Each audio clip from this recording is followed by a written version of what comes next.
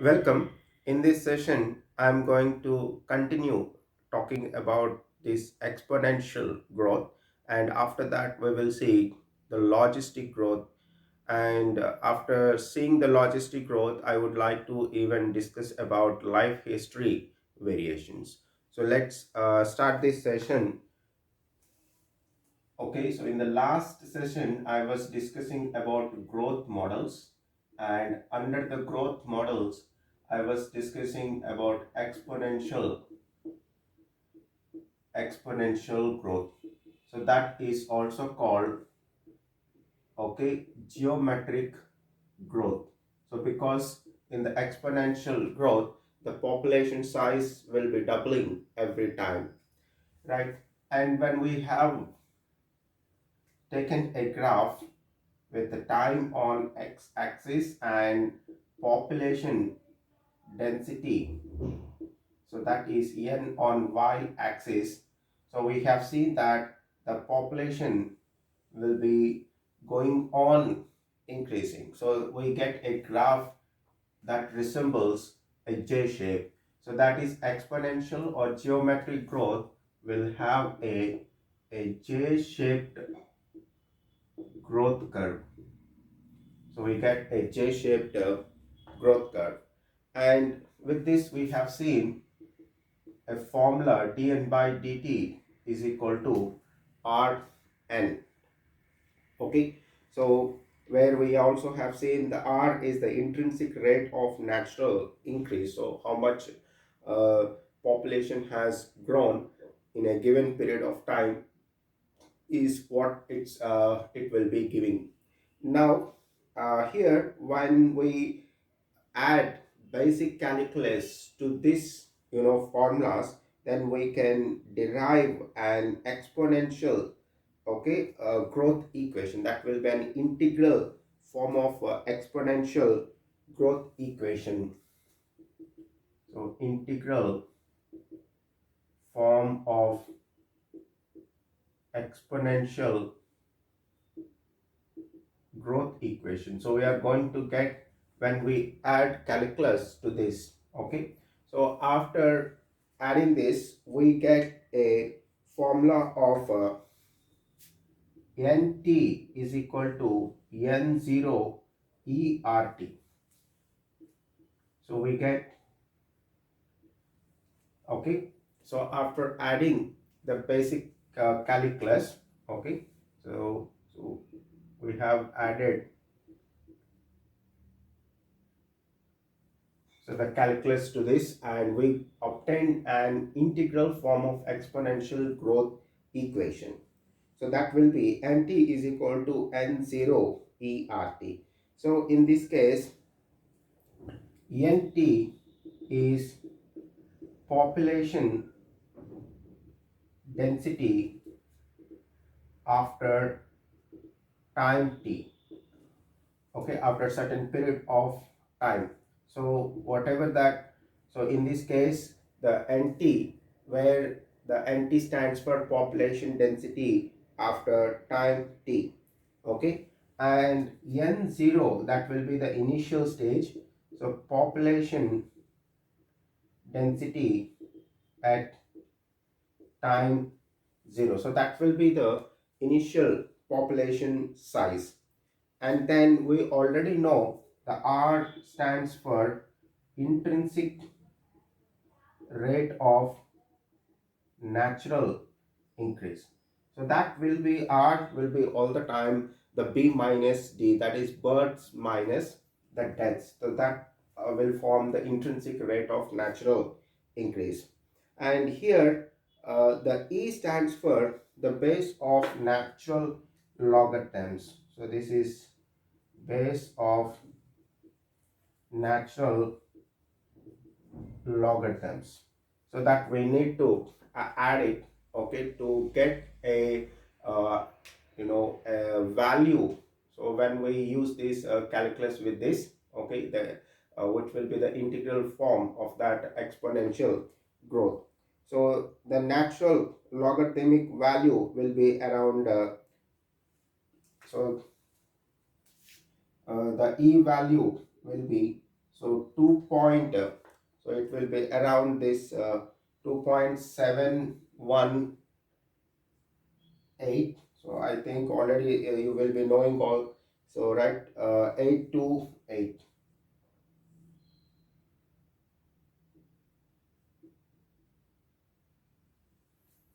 So the natural, that is base of natural logarithms, the e value will be right around this 2.71828 will be the natural logarithmic value.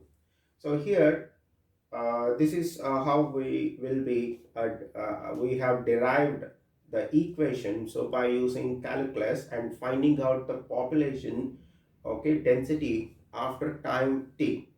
Okay, so in a particular or in a given period of time, so what is the initial population, and then we will be able to find out how much natural intrinsic rate of natural increase has taken place. Okay, so with that formula, now the point is that any species will be growing exponentially if there are unlimited resources, okay, and space is available, and within a short period of time they could reach to enormous populations.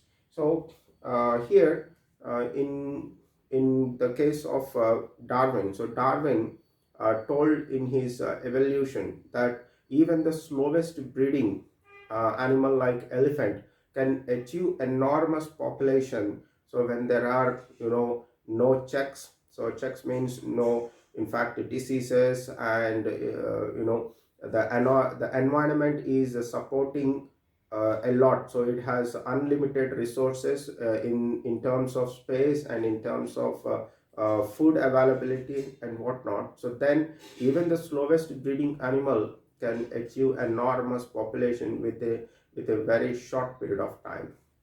So that's what the exponential growth is all about. Now, but the point is that the exponential growth, so it requires lot many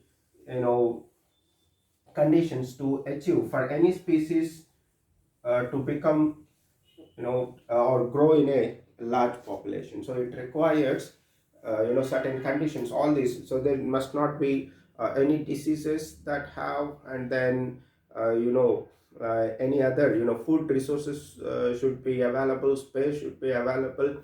But in environment, so in very little conditions, so you will, or a species will be able to get such conditions. Now the next one we will see about logistic growth. Okay, so this logistic growth tells that no population of any species, okay, will be able to grow unlimitedly. So of course it cannot increase its population, right, even if there are unlimited resources are available to permit an exponential growth. So what happens is, once this population increases so very high, then the competition starts between the individuals of that same species.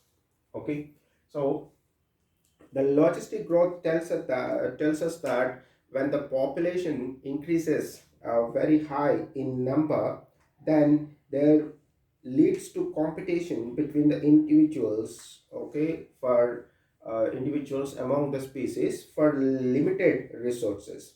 Now for that case, what happens, only the fittest organism will be able to survive among them. So when the competition comes between the individuals of same species, only the one which is able to or has the ability to live, that will be able to survive. So that is the survival of that fittest, whereas the others will not be. Okay, when the sources are limited in the condition, right? And in nature, a given habitat will have enough resources to support the maximum population.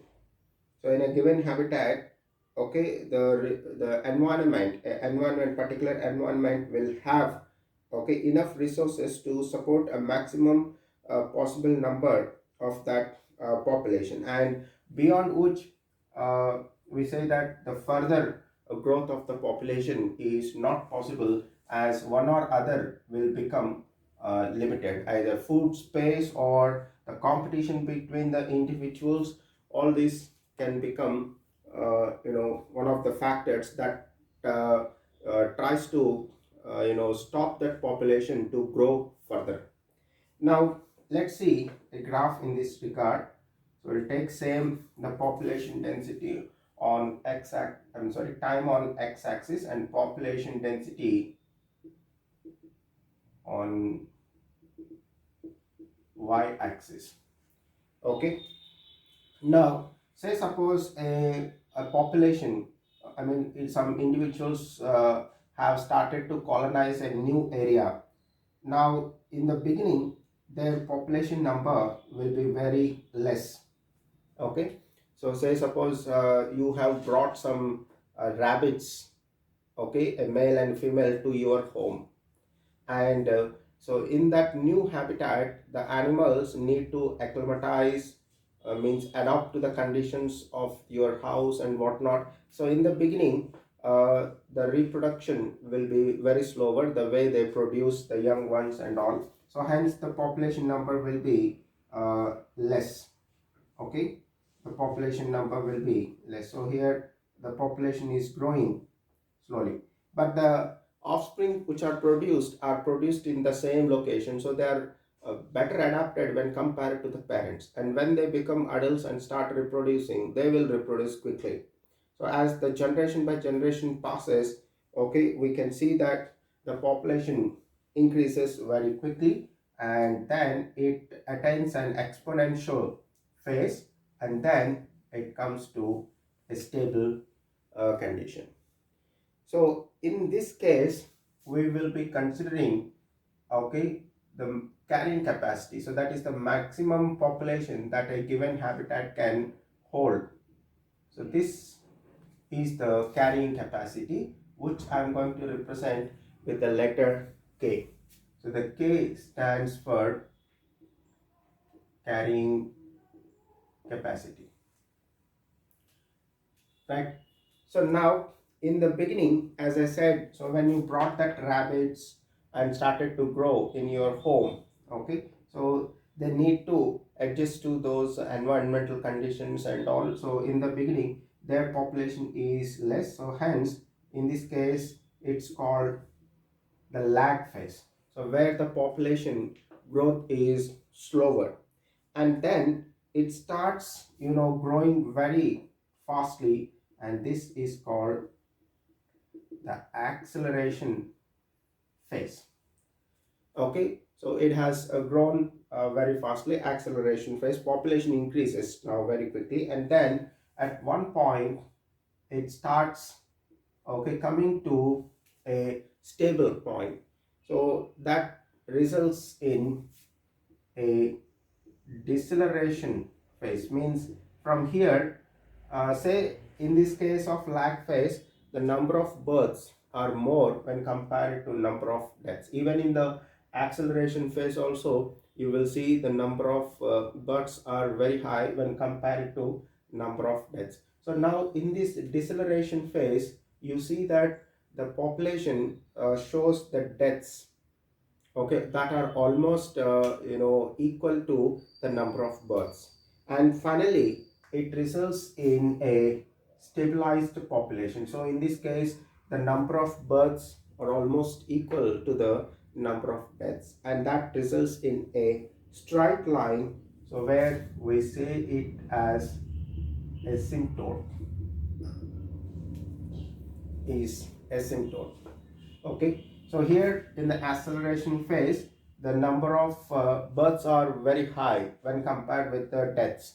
Okay, but coming to the deceleration phase, the deceleration phase where the deaths are coming almost to the point of number of births, and here in this case they are almost same. As a result the population becomes stabilized, and it is not going to go beyond this carrying capacity. So that particular environment is able to hold only that number of a particular population, right? So in this case we are going to get an a S-shaped growth curve. We're going to get a S-shaped growth curve, and this is also called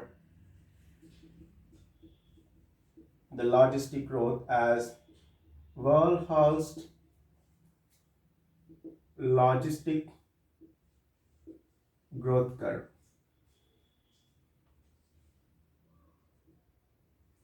So it's called Verhulst logistic growth curve, and this can be described by with an equation.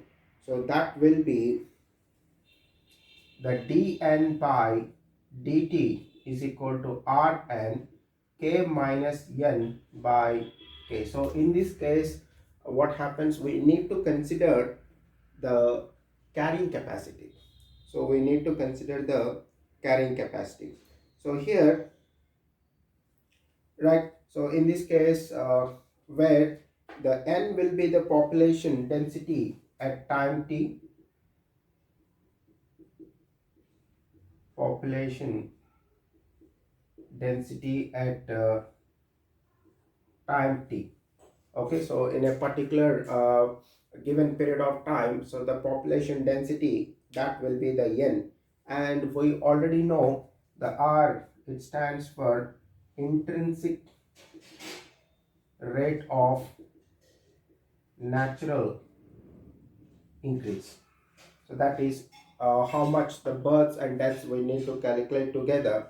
And already I told you that the K stands for carrying capacity. So the logistic growth formula or the equation for that is dn by dt is equal to Rn, and we need to include the carrying capacity, so that is k minus n by k. So this k minus n by k is actually the fraction of that carrying capacity that has not yet been used up. Okay, right? And this expression, that is the k minus n, so will be telling us that how many more individuals can be added to the population before it reaches to the carrying capacity, before it reaches to the carrying capacity. Okay, so that's what in this case, even though the resources for growth for most animal populations, we see that they are, will be becoming limited sooner or later,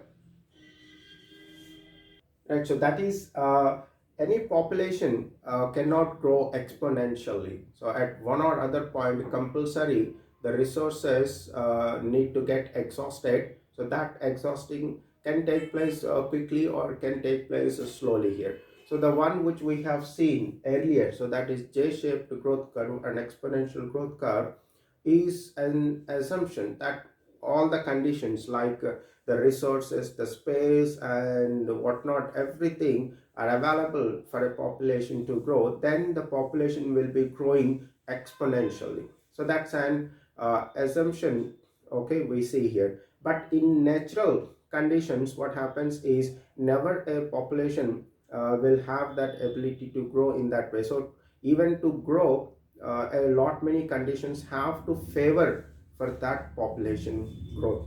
But when coming to this, the logistic growth, this will be the more realistic form. So because in nature we will see the population growth in the logistic growth way only.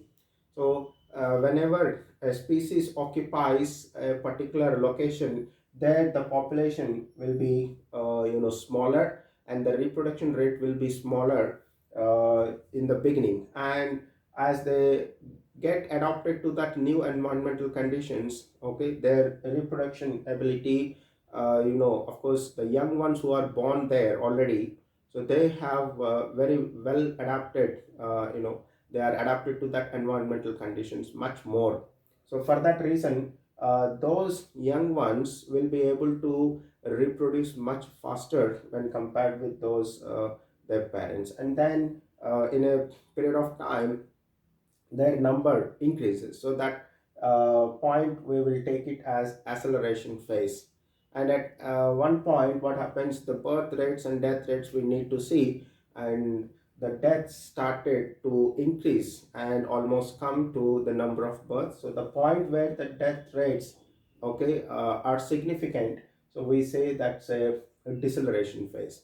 And at another point they almost become same, and the population gets stabilized and will not go beyond that carrying capacity. So that carrying capacity is the number of individuals of a particular species that will be uh, supported by that particular environment, right?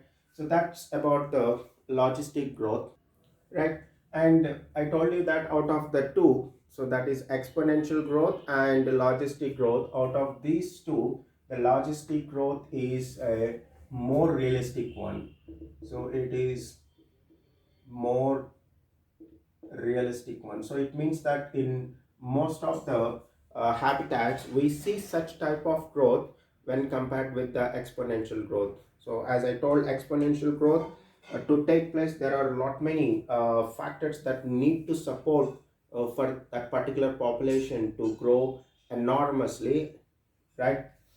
So that's all about these growth models. Then next we'll see about life history variation. We'll see about life history variation.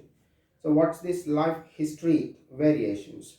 So different organisms have different ways of reproducing. Some of them give only one young one at a time, and some organisms are able to give hundreds, in fact thousands of young ones. So in a case, a fish is able to produce 3,000 eggs at a time. So on an average, I am telling you, so of course different species will be able to produce different. Even if you take a butterfly, so it's going to produce around 3,000 or 4,000 eggs, right? So there is variations in the life histories of different organisms. Some will be producing larger young ones, but very few in number, smaller but larger in number. All that we will see in this life history variations. So here any population so has evolved, okay, to maximize their reproductive capacity, so in a given habitat. So they try to maximize their reproductive capacity. So what I say is that reproductive fitness of a particular population, the reproductive fitness of a particular population is what I say the Darwin fitness, is Darwin fitness.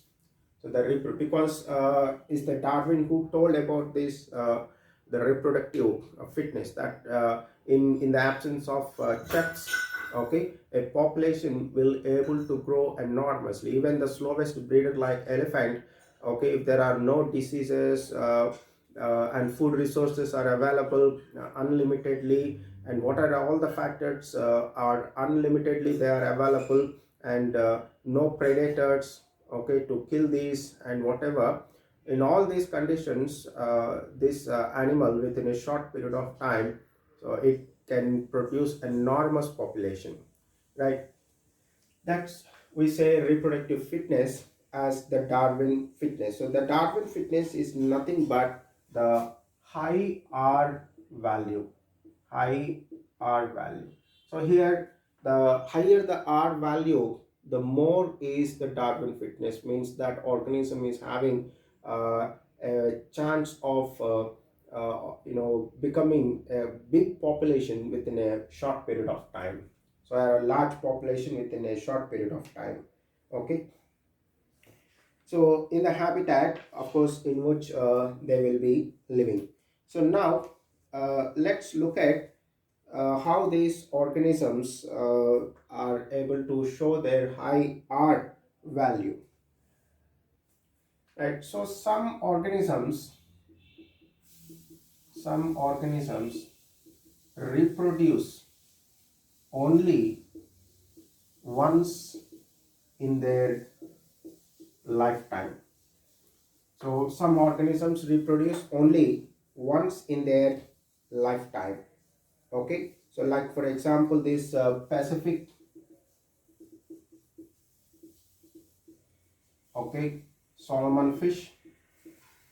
So this Pacific salmon fish will be, okay, reproducing only once in its lifetime, and of course, right. And in case of this bamboo, I think we have studied in the first chapters, and so this bamboo will be also reproducing once in its lifetime.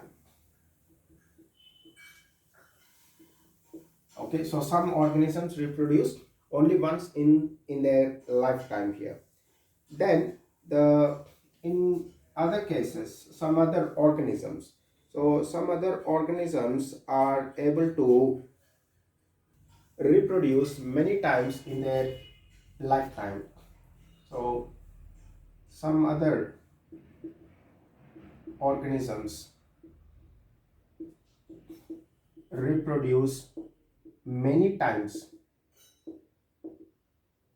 in their lifetime. So they are going to reproduce many times in their lifetime. So like for example, in case of these most birds will reproduce, okay, many times in their lifetime, and mammals. So all these they are going to reproduce many times in their lifetime here. Then some organisms, so in another case, some organisms are going to produce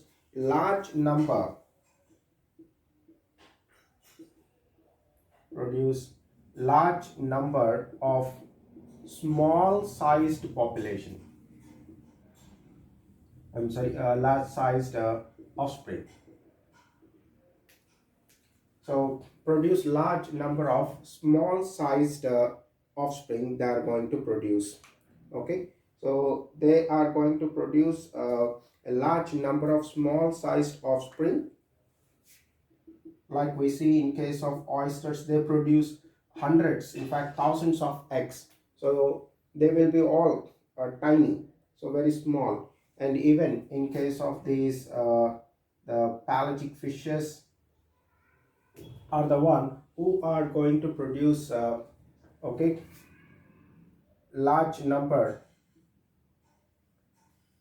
large number of small sized offspring. So like these oysters and pelagic fishes. Then we see that some organisms produce in an opposite way. So they produce okay, they are going to produce a small sized, or I'll say small number of offspring that are large. Okay, so the offspring, are large, and I can say that in another way, large sized offspring, okay, in small number. So they are going to produce large sized offspring in small number, right? So I hope this is clear. So of course, one examples I'll give here: the birds and mammals are examples for this. So one question for you is that out of these, what I have discussed, organisms that reproduce only once in their lifetime and whatever, out of these, which one is having the high R value. So out of all this, okay, which one of the following has high R value? As high R value. So you find it out of these what I have given you is having high R value, right? So that's all about the life history variations.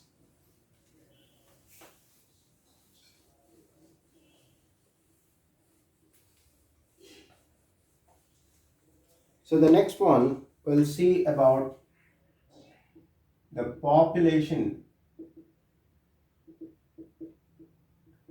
interactions. So we'll see about population interactions. So now what's this population interaction? So here no species on this planet Earth is going to live in isolation, means completely alone, so not depending on any other species. So if you consider even the plants who have the ability to synthesize their own food, so of course in case of animals they're not able to synthesize their own food, because of that they are going to depend on other organisms. But even if we take the plants who are able to synthesize their own food, they also need to depend on some other organisms, like they will be depending on soil microbes. So these soil microbes will break down the organic matter into inorganic, so that the plant can able to absorb this inorganic. So without this, if the soil bacteria are not present, then the sustaining of these plants is also not possible. So every species on this planet will be interacting with one or other species. Okay, so no species, in simple I say, no species is going to live in isolation. So no species is going to live in isolation, so every species need to interact. So that's what here I'm going to discuss the population interactions here.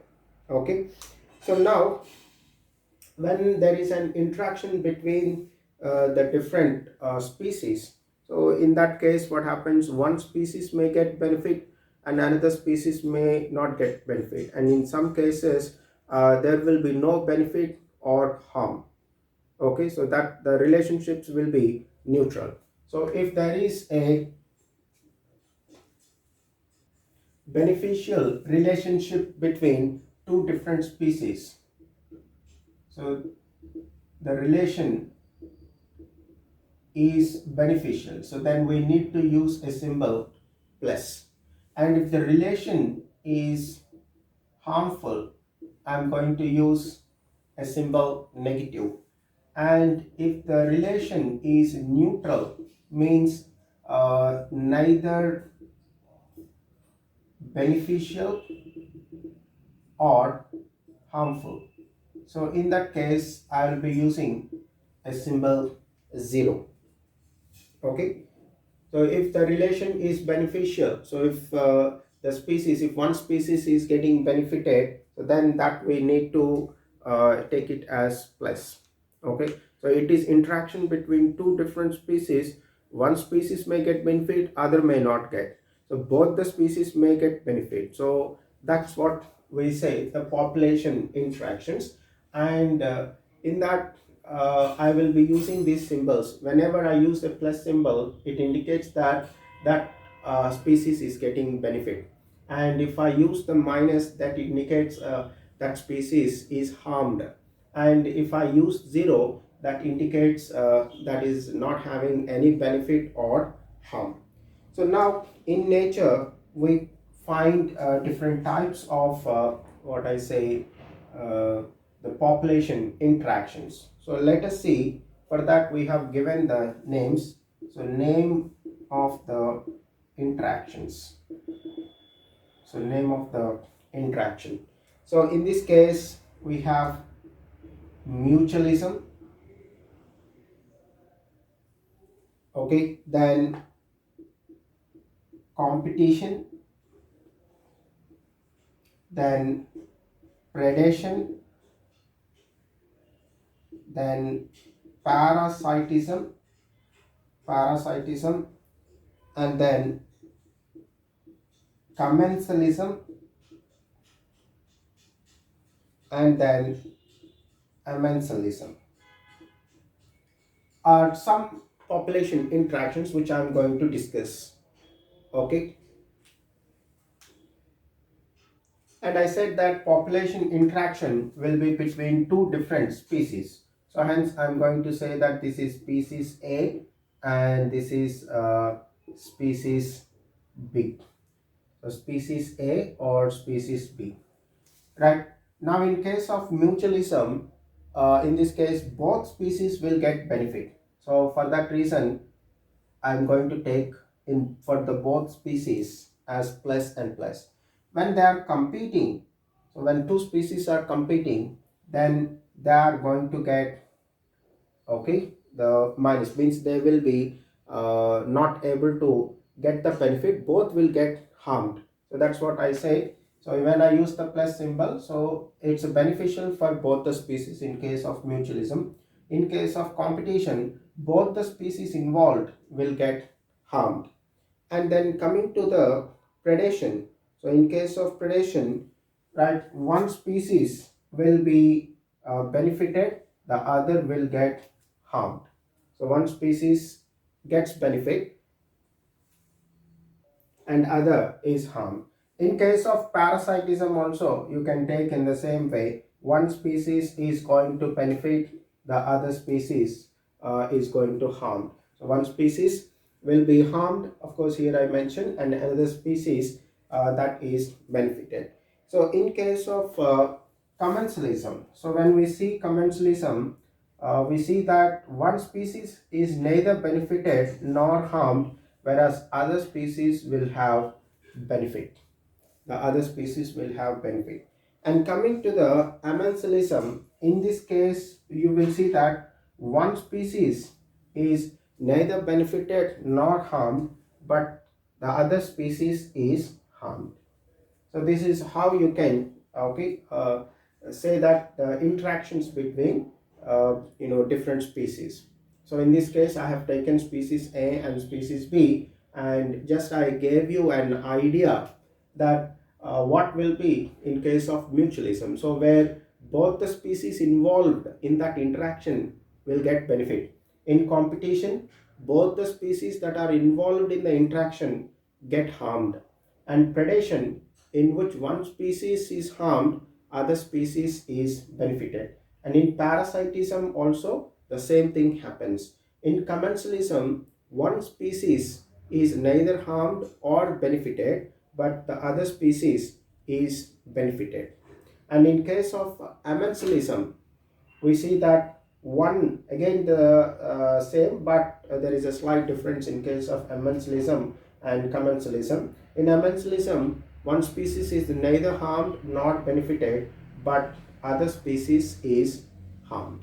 Okay, so with this I will end this session. So in the next session I'm going to discuss all these interactions one by one with a lot of examples. We'll see. So I will see in detail about mutualism, what is it mutualism, and examples for that, and for all this we will see in detail, okay, in the next session.